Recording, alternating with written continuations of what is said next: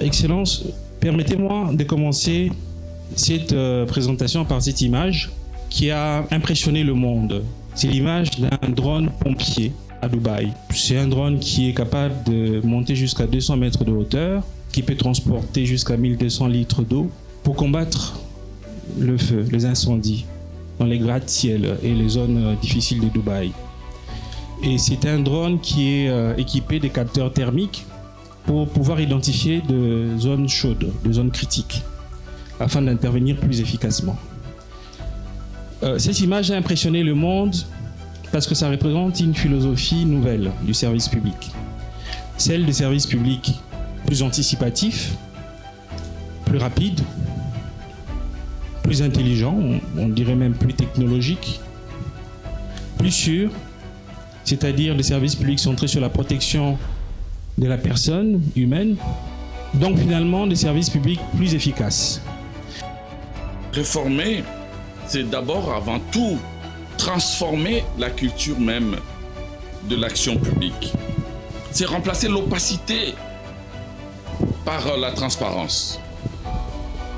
Et encore travailler pour l'intérêt général. Voilà l'esprit dans lequel s'inscrit l'initiative que mon ministère entame aujourd'hui. Les conférences annuelles du service public, c'est 3 innovations majeures. D'abord, le mode de financement. C'est un mode de financement qui ne recoupe pas au trésor public par d'autres services publics ainsi que les partenaires privés. La deuxième innovation, c'est les stands d'innovation.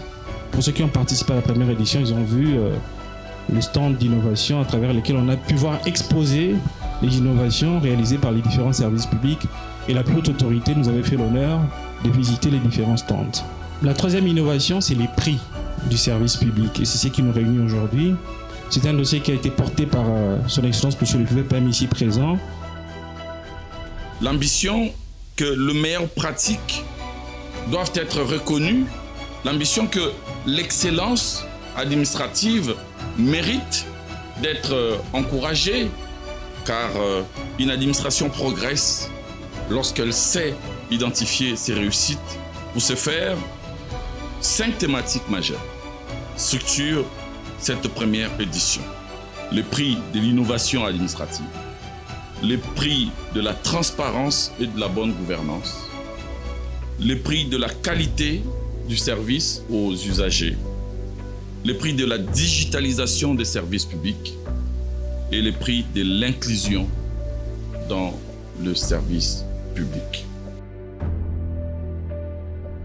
Alors après qu'on a dit ça, la question c'est qu'est-ce qu'on fait? Lao Tse nous répond, il vaut mieux allumer une bougie que maudire les ténèbres. Il ressort de cette citation 2 catégories, 2 types d'hommes. Le premier, c'est ceux qui ne veulent rien faire et se contentent de maudire les ténèbres. Le deuxième type d'hommes, c'est ceux qui essaient d'avoir une contribution concrète et donc allument une bougie.